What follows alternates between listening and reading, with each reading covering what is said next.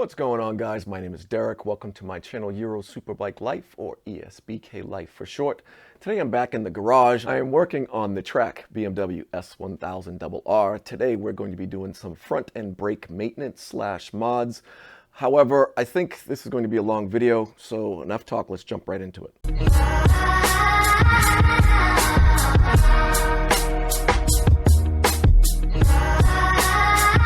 All right, this is my 2011 BMW S1000RR Track bike, and what we're doing over here on the front end of this bike is we are changing the front brake rotors, the calipers, the brake master cylinder, the pads, as well as adding a front brake pressure sensor.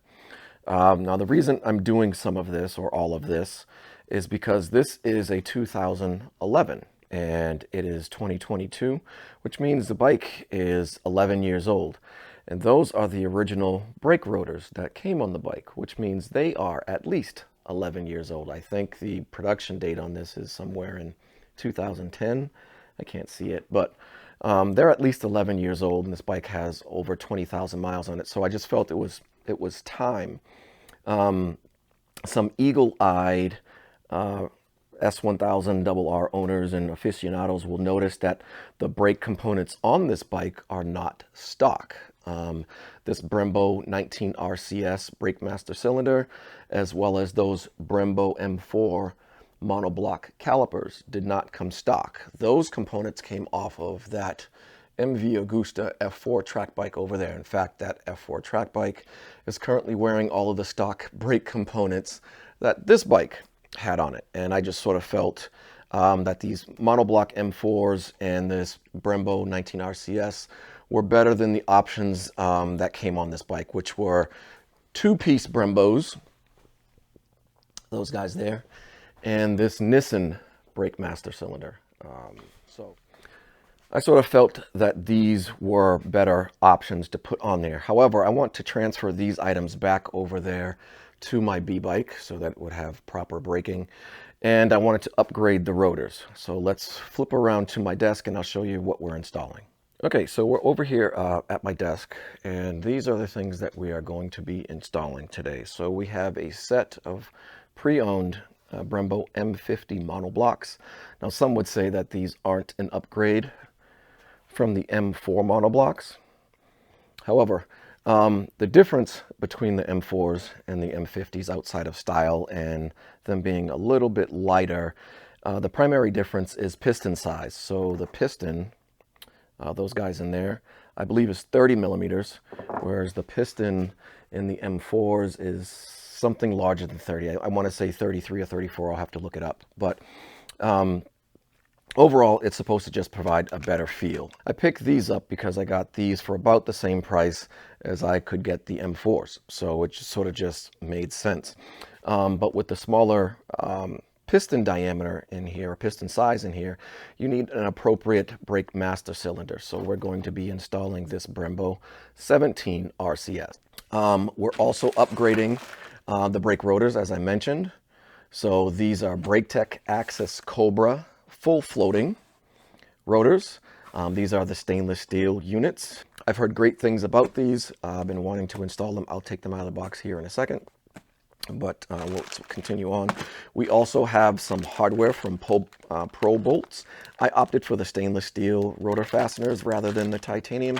I'm not fast enough to notice the difference, and these were a little bit less, so I opted for the stainless steel ones versus using the stock ones, because these rotors are actually going to go on the rain wheels slash tires. So hence the need for the hardware. And then we have this. This is my I2M brake pressure sensor. Here's a sensor here, and there's a little harness that goes with it, and then a little attachment hose. In order to make this work with my I2M display, you need this harness. Okay, so this end here connects to the harness that's on the I2M, obviously, and then you have some connectors for various sensors. So you could see on this one that says analog 2. This one is specifically for a speed sensor that says speed 2, Then we have, that says analog 2 on that one, and then this one says analog 4. So there are 3 connectors there, and then there are 3 more over here. So you have analog 6, analog 3, and analog 5. So we're going to be using one of these analogs, most likely analog 2, because this is going to be installed up front. But basically, all right, let's take these things out. So basically on this little micro harness here, it's going to connect to one end of these analog connectors. You'll connect this end to the brake pressure sensor, and then the brake pressure sensor will actually screw in to the bottom of this line here, and then this line will connect to the bottom of our brake master cylinder. So that way this will allow me to, while I'm analyzing data afterwards, it'll allow me to see when I'm braking, how much I'm braking. It'll actually allow me another data point to do as an overlay gauge on my videos, if you guys find that useful. And it's just more information. It's pretty cool, fairly inexpensive, so I'm deciding to do it. As for the fluids and the things and tools and stuff that we'll need to use, obviously we'll need some brake fluid. So I got my Motul 660. I only use Motul 660. It's fantastic. We have some brake cleaner because we need to clean these rotors first. So rotors, when they come from the manufacturer, even if they're new, a lot of the times they'll have a coating of like oil or some type of protective item on it. Could be cosmoline, could just be an oil covering. Either way, you need to wash that off first. So we're just going to wash these in some mild soap. So basically some Dawn liquid and some warm water. We're going to wash all that stuff off. Then we're going to spray them down with brake clean before we throw them on. But we're going to use our Permatex Aviation Forma gasket because we can't use our regular Teflon tape on this guy here. And then we have our Brembo Z04 pads. So I've never used the Z04 pads. I've just heard fantastic things about them. So this will be my first time trying them. They come with this Scotch pad. So I mentioned cleaning the rotors. So it just depends on what school of thought you're from. So a lot of people, once they get brand new rotors, whether it's for your motorcycle, car, truck, whatever, you'll probably need to wash them. You should wash them regardless of anything else. But some people feel they need to get this Scotch pad and scuff them up as well to help reduce squealing and help bed in the pads a little bit better. Now, if we're changing brake pads, changing compounds, we're going to use the same, if we're going to use the same rotors, and we're just going to change the compound of pads, then you definitely need to use this scuff pad. It helps to scuff them up. And what we're doing there is not only cleaning them up, we're deglazing them. So if you look at our stock rotors here, you could see that there's some black shininess. That's actually called glazing. And what you're seeing here is actually pad material. So what a lot of people think when they think about brakes is that they think when they squeeze the lever here that you're squeezing the pads together and the pads are squeezing your brake calipers and the bike stops. That's true to an extent, but not true. So what we're actually doing is you need to transfer the pad material from this pad here onto your rotors, and that process is called bedding in your pads and or rotors. So after we install them, you'll need to ride the bike and you'll accelerate to like 15 and then you'll stop. You accelerate to like 15, 20, stop, and you'll do that multiple times, and then you'll gradually increase your pace up to about 40, 50, 60 miles an hour, and then you'll stop and just let them cool off. That's called bedding in. If you don't do that, what you can do is you can end up destroying these pads, turning them to basically dust because they'll overheat, or you can end up overheating your rotors, which would warp them, also turning them to crap and making them no good and not useful. So you want to make sure that you bed in the pads. But if we were using the same rotors, we weren't doing a change of rotors, we were just going to change the pads and the calipers, then we need to do what's called deglazing, which means we need to take those rotors off. We would need to clean them with mild soap and water. Then we would need to get our Scotch pad here, scuff them up, clean them off again, and then put them back on. And then we could go through the bedding process. So we don't need to do that with our Axis rotors, but we do need to do that with these rotors because, again, those are going on our rain wheels and tires. So we're not going to do that in this video, but we are. Wait a second. Hold on just a minute. I forgot to explain something. I forgot to mention why we're doing the deglazing. The reason we're doing the deglazing is not just to remove pad material off the existing rotors. It's because we cannot have old pad material mixing with new pad material of different types. So if we were replacing the old SBS brake pads with the same compound of SBS brake pads, then we would probably be okay. But seeing we're going from one compound of pad to another compound of pad, and in this case, a completely different manufacturer, SBS, to Brembo, and whatever compound SBS is using to the Z04 pads, we don't want the Z04 pads trying to embed over another pad material.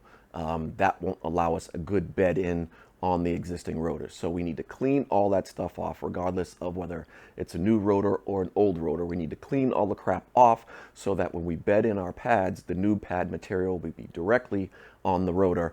And when we go to brake, it'll be same pad material on same pad material, which is how the bike or cars or truck, whatever, stops.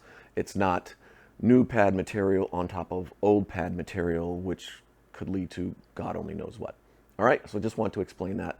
Okay, back to the programming. I'm going to do that with a brake text, and I don't think you guys need to see me washing rotors, but I've done a lot of talking here already, and I knew this was going to happen. So let's, I need to get all the fairings and everything off the bike, so let's get the fairings off the bike. I'll get the table raised up, and then we'll get to work here. All right, we're back, guys. As you can see, we have the table extended. All the fairings are off. I actually went ahead and removed the tank as well. But right now what I'm going to do is I'm going to loosen the brake rotors while they're still on the wheels. We'll get those loosened up. Then we will drain the brake fluid. We'll remove the calipers, remove the wheel, then the brake master cylinder. So let me set you up over here and get going. So I have a Torx bit. It is a T30 Torx bit. And we're just going to hold the brake lever up here and loosen these up. I'm not going to take them all the way out, but we are just going to loosen them.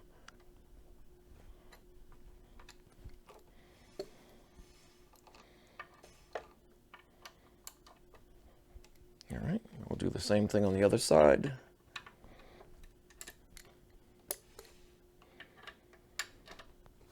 Okay, rotors are all loosened. I'm going to go ahead and remove the axle sliders.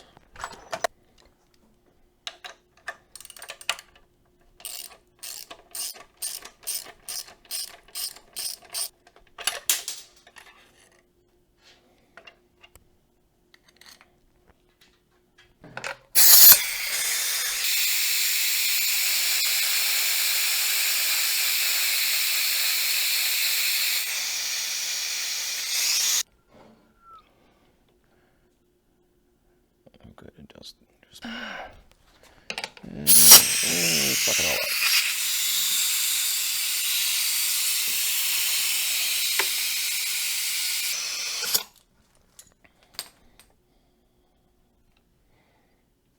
Now this won't be completely empty, but it'll be good enough.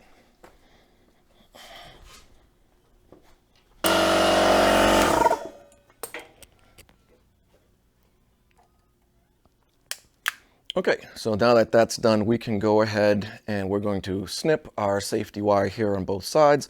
Then I can remove the caliper. Then I can remove the front wheel.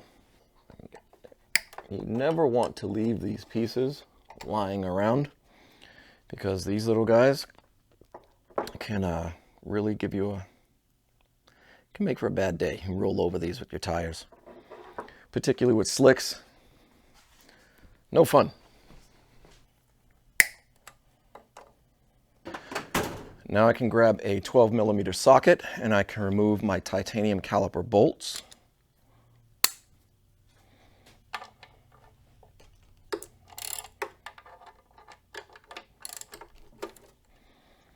And I will loosen them up on both sides.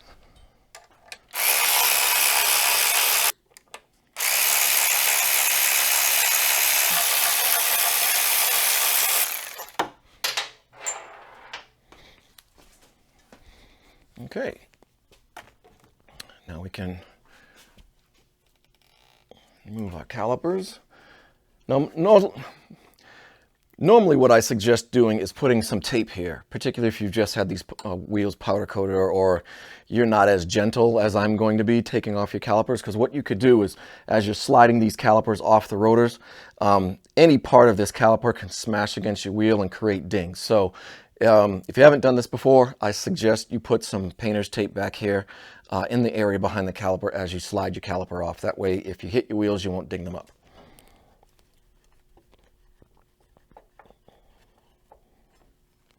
So slide those off. I'll do the same thing on the other side. The batteries aren't about to die, so this is a good time to stop for a second. So let me go get a new battery, and we'll continue going. Okay, we are back. So I am going to loosen the pinch bolts on this side. My trusty wheel removal tool has multiple sizes on it, as you can see, from 17, 22, 24, and 19.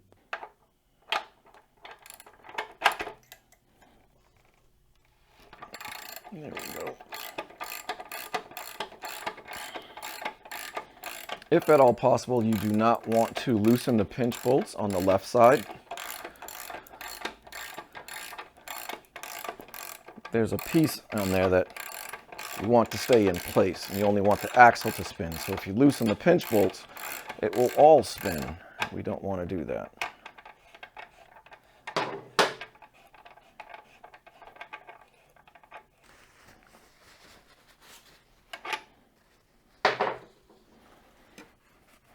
Hold the wheel, pull the axle. And we can slide that.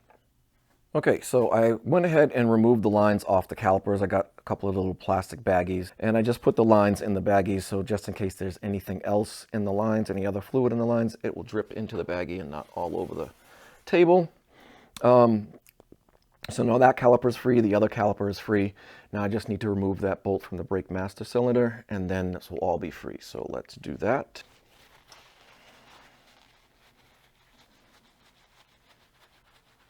And now we can remove our brake master cylinder from the top, which is, I believe, is 8 mil. Yes.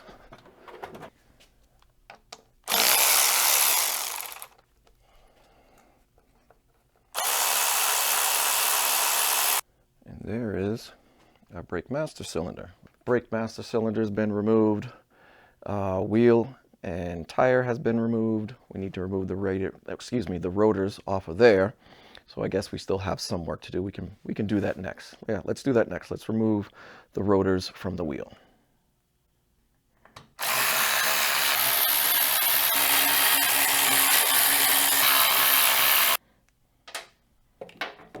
Okay, rotors off. Flip it over. We'll do the other side. And you can see this side has the speed sensor ring. I don't know if my rain tires actually have a speed sensor ring or not. I have to check. If they don't have a rotor, then I would imagine the speed sensor ring is not there as well, so I may have to order one of these.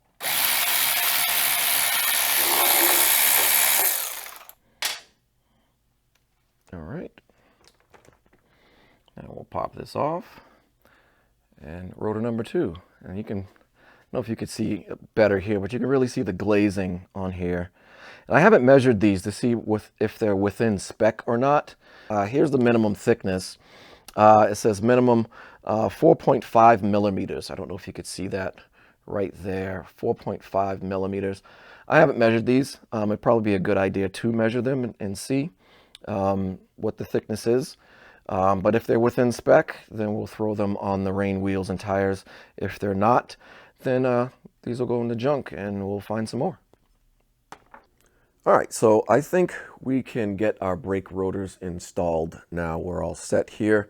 So I was taking, as I was cleaning the rotors, Brake Tech has their break-in instructions here, and you'll notice that they say not to use an aerosol brake cleaner. So we won't use my CRC brake clean.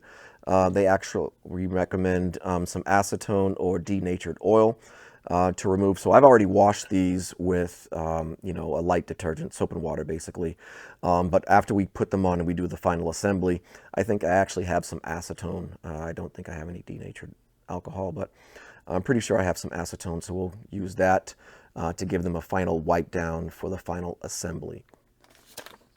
But let's go ahead and grab the first brake rotor and we'll start the install process. Set that up there.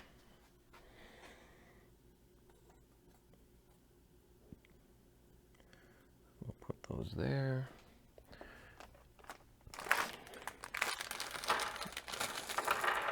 Grab our hardware and our blue thread locker. And once these are on the wheels and we're doing our final assembly, we'll torque these down to spec.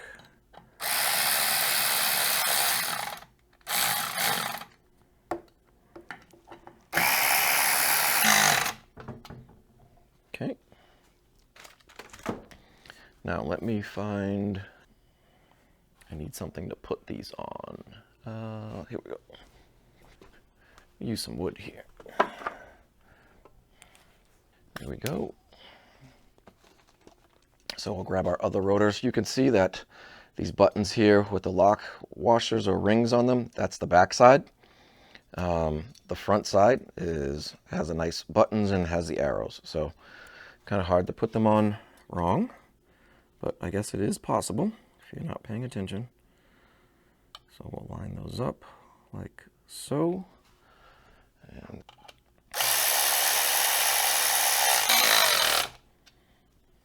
all right. Rotors are installed. So now we can remove the calipers. Rotors are installed, so now we can remove said calipers, and then we can put the wheel back on the bike. And these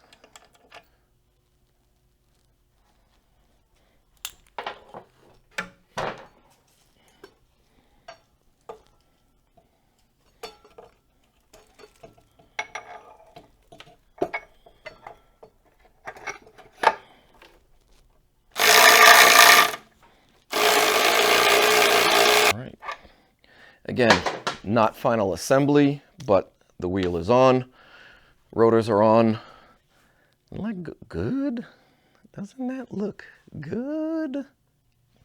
Yes, sir. Let's get our brake master cylinder on. Grab my stubby ratchet. And we'll get it in a temporary place and snug it down.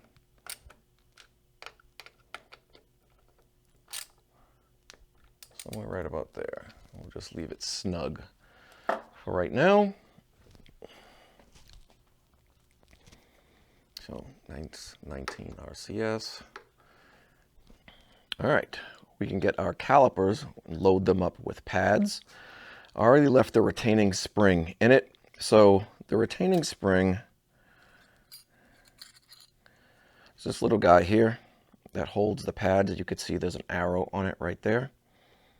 And you can see that there's an arrow on top of your caliper. There's not one here, there's one here. So if you're ever wondering how this little retaining spring goes, you line up the arrows. This arrow is pointed with this. Like so. So arrow, arrow. Now we can get our pads. There's no left and right. So basically you just want to make sure that your pistons are recessed all the way into the caliper as far as humanly possible. Most of the time you can just squeeze those with your fingers to do that. You do want to be careful if you do that, because if they're disconnected like this, you're going to get brake fluid squirting out all over the place. But basically you just want to drop them in. So there's a channel here and a channel here where these tabs fit into, these little guys right here. And basically your caliper, the pads, they go in like that, not like this, but like this. Or if you're installing on this side, they go like this. So it just depends, doesn't make any difference which one you put in. Again, the pads don't have a left or a right, they're the same. So either. So if you decide to put this one in first or the back side, it really does not make a difference.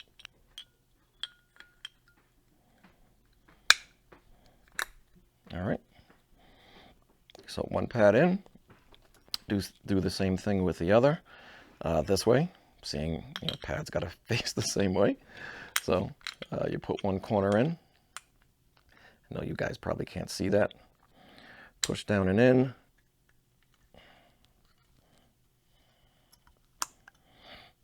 Like so.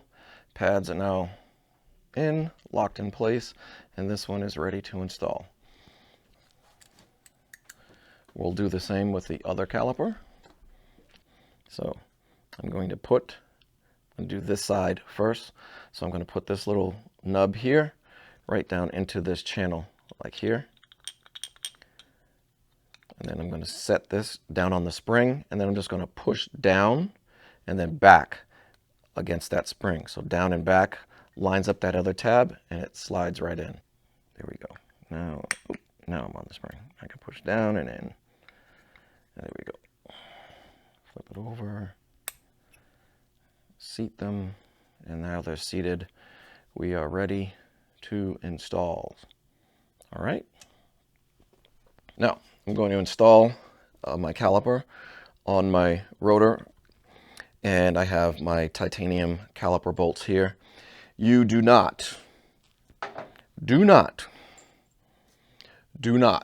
under any circumstances, use Loctite on these bolts. Don't do it.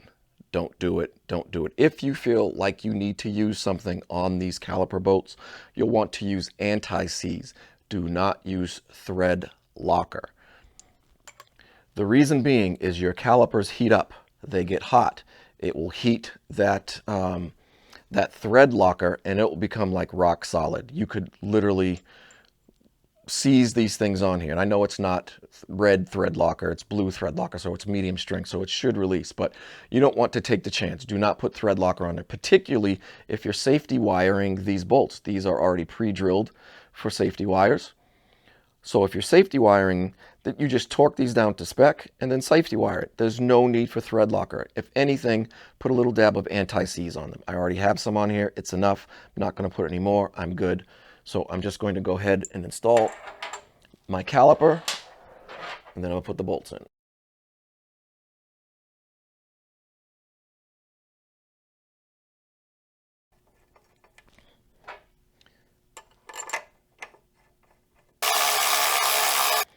Now again, this is not the final install. We're just putting these on here. You would not install calipers like this. We still need to center the calipers on the wheel against the rotors and so forth. So I'm just putting them on there right now. So all of you guys out there that are looking at me like, oh, he doesn't know what the hell he's doing. This is not the final install. I'll do the things on the other side. You won't be able to see me, but it's the same thing. So now we can take our banjo bolt. So we can remove the harness here. We get our 17 RCS came with a double banjo bolt. We're going to need that to install this and our brake lines. So break out our banjo bolt. Now we have these guys. So this threads onto here, and we'll need to use some of our Permatex Forma gasket to put this on here. I don't have any torque specs for these.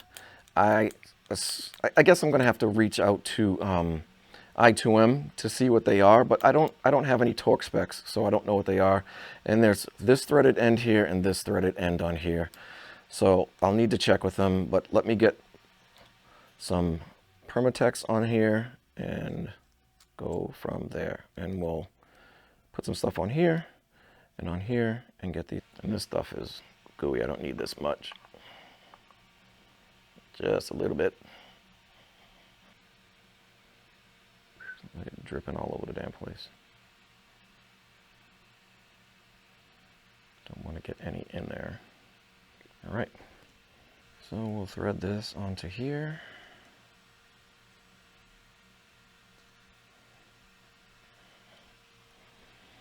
And then we'll thread this onto here. So now we take our little pigtail harness, plug that in like that. Now it's ready to go. And then one more crush washer. Then I'll have to decide how I run, because that will probably, this needs to go down in there, I think, something like that. And now the fun part, getting this to thread properly.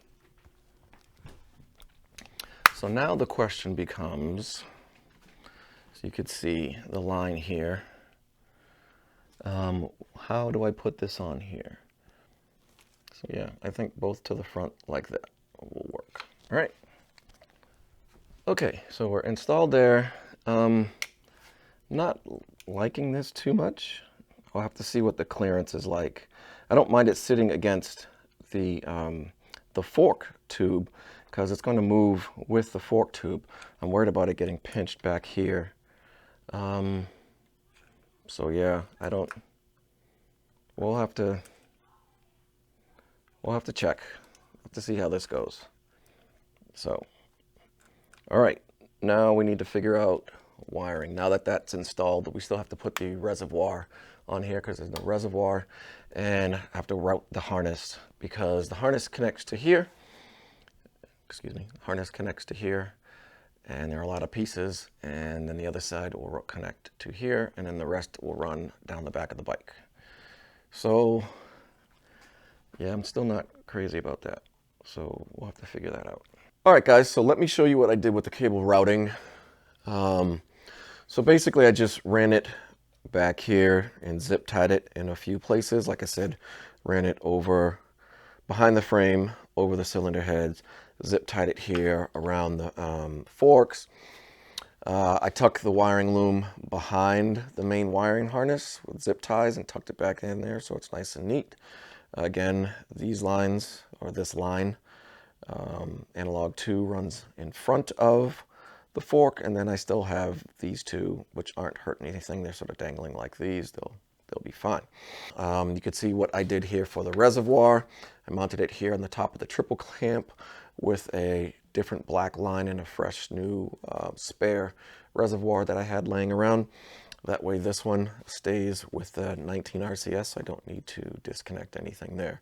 So I'll be throwing these items on the B-Track bike, my 2010 MV Agusta F4RR 1000, blah, blah, blah, blah, blah, Corsa quarter, all that happy horse mess. For right now, I'm done. So 3, 2, 1. So we are back with day 2, and I told you this was going to be a long video. One of the things that I realized is that I didn't do a caliper to caliper comparison. I didn't do a direct compare visually and weight-wise and stuff like that from the Brembo M4 calipers to the Brembo M50 calipers, and I wanted to do that today for you guys. In addition to, I went to Friend Turbo. So Friend Turbo is a company that makes this part here, not the brake pressure sensor, but the brake line and the fittings here. And I want 2 bits of information. One, I want to see if I could get or figure out what the torque specs are for the fitting here and the fitting here, and I was able to figure that out from their website.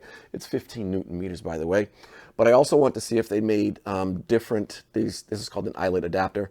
I want to see if they made this in different angles, and they do. So I checked them out some more, and it turns out, to my great disbelief, and happily anyway, that Bellissimoto is the U.S. sales or U.S. dealer. Dealer is the word I'm looking for. Sorry about that.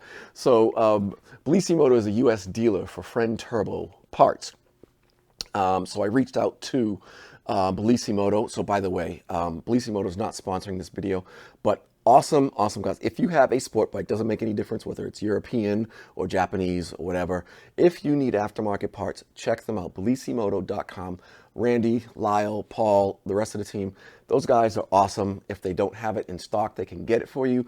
If it's not listed on their website, they can probably get it for you. So hit them up regardless. Those guys are awesome. They've always supported me and my channel and what I'm doing, so I want to support them. So those guys are awesome. Give them a check out. Check them out, Bellissimoto.com. But anyway, Reached out to them, spoke to Lyle. They said, yeah, we are in fact a US sales or US dealer for Friend Turbo stuff. And we actually already have those things on order. So he gave me the price. So I placed my order for them. It's going to be a couple of weeks, which given our current climate may turn into more like a couple of months. I don't know. We'll see. We are in my off season for the track bike, so it's okay. I'm in no rush to get this stuff done. But that does mean that this project here, this bike, is not going to be done in this episode. So you can see I removed the wheel and I removed one of the calipers. Calipers over here. We're going to do a compare contrast in just a second here. But I also wanted to get do the proper torquing of the rotors, seeing I now know that this is going to be a while. So looked up the proper torque specs. It's 19 Newton meters for the brake rotors on the stock wheels. If you're using aftermarket wheels like Carzeras or BSTs, then you should speak with the manufacturer of those wheels to see what the torque specs are for the rotors on that particular wheel. Now, having said that, let's get to the point of comparing and contrasting the two calipers. So here are both calipers. Obviously, we have M4s on the left, M50s on the right. And again, these are technically the same caliper. So here are my Z04 pads, and here are my current Superbike SBS pads. And you can see that these pad shapes are the same, which is to say that you can put these Z04s and the M4 calipers, you can put these SBS pads into the M50 calipers. The pads are identical, and for all intensive purposes, these calipers are pretty much the same, although you can see style-wise that they do not look the same. So I'm going to put the camera down. I'm going to set this down, and we're going to look at and compare sizes and so forth so you can really see. But before I do that, let's get overall width. So the overall width of the M50s is a slight bit wider. I did measure these with my calipers, and I'll show you guys that in a minute. But the overall width of the M50s is a little bit wider, and the M4s are significantly longer, and we'll check the weights as well. But let me put the camera down and we can take a better look at these. Okay, M4s, M50s standing on the end, and you can see that the M4s are significantly longer. It is a much longer caliper, whereas the M50s are a lot shorter. You can see the comparison here, sorry.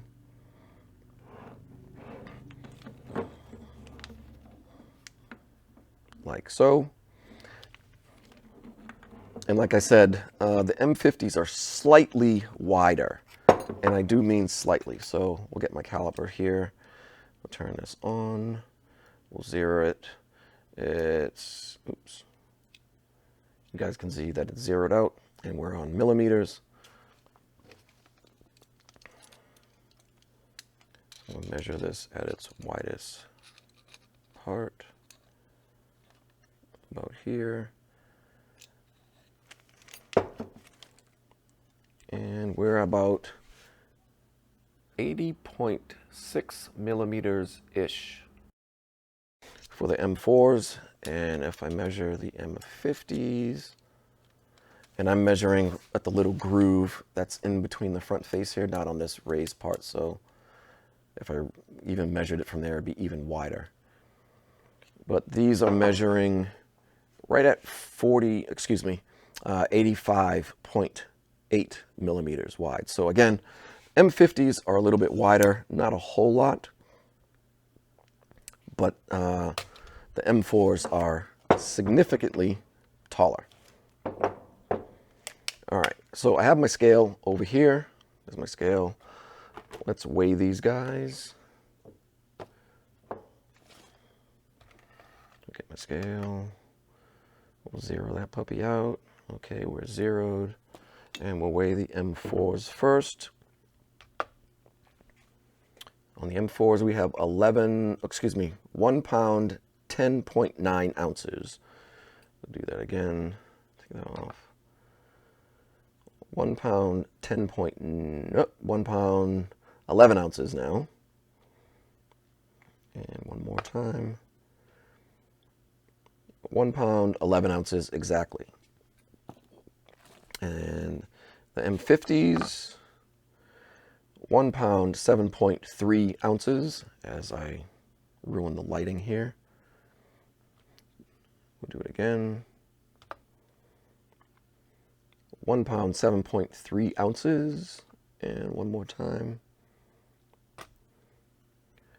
1 pound, 7.3 ounces for the final time. All right. So like I said, not a huge weight savings, but slightly lighter, slightly wider. And the last thing I want to show you guys is the piston size. So there are the pistons. Those are 34 millimeter pistons in the Brembo M4s, and those are 30 millimeter pistons in the Brembo M50s. Everything else is the same. Like I said, the pads are identical, so you can order, you know, Brembo M4 pads and put them in your M50s. You can order M50 pads and put them in your M4s. It really doesn't make a difference. But I just want to share that with you guys. Now, again, because I have pieces coming for this and it's going to be a couple of weeks, I don't see the purpose in wasting 660 mo tool and filling this up and bleeding the brakes and doing all of that stuff, only to have to do this again once these other pieces come in. So I'm going to wait for them to come in and then do this and determine which angle adapter that I need or works best for my application, and then go with that one. So I'm not going to bleed the brakes. I'm not going to do any of that.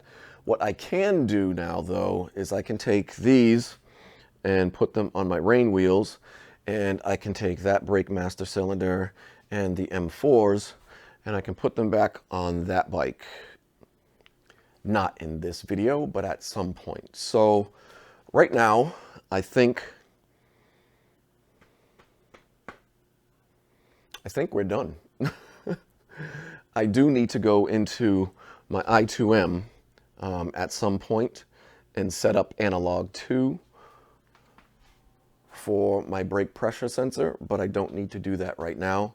But for all intents and purposes, until those other pieces come in, I think this job is done.